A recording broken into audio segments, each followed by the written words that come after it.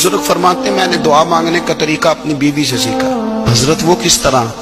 فرمانے لگے میری بیوی نے نا مجھے کوئی کام بتایا، کچھ پیسوں کی ضرورت کے لیے کہا، تو میں نے اسے کہا کہ بھئی ابھی میرے پاس نہیں ہے، کچھ دنوں میں آتے ہیں تو میں دے دوں گا۔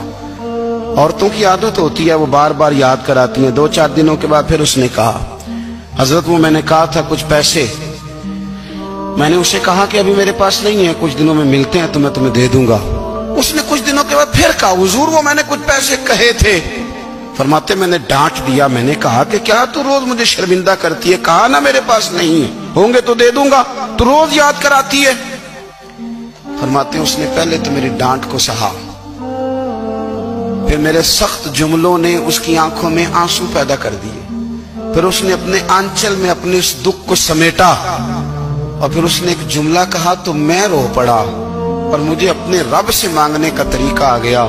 مجھے کہنے لگی حضرت جی آپ نے ڈانٹ دیا، میں نے سہ لیا، پر آپ ہی میرے شوہر ہیں، بتائیں نا آپ سے نہ کہوں تو میں کس سے جا کے کہوں۔ فرماتے ہیں میں رو پڑا، اور میں کھل کے رویا، اور میں تڑپ کے رویا، اور پھر میری سسکیاں بند گئیں۔ تو مجھے کہنے لگی آپ کو کیا ہوا؟ میں نے کہا مجھے بھی دعا مانگنی آ گئی ہے۔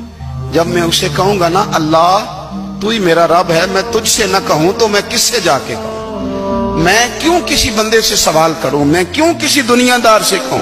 میں تیرے بندوں کا، نیک بندوں کا وسیلہ لے کے، تیرے محبوب کی غلامی لے کے تیری بارگاہ میں آیا، تجھ سے نہ مانگوں تو کس سے مانگوں؟ سمجھ آ گئی ہے؟ جب میں اس رنگ میں مانگوں گا تو تیرا رب میرے اوپر بڑا ہی فضل فرمائے گا۔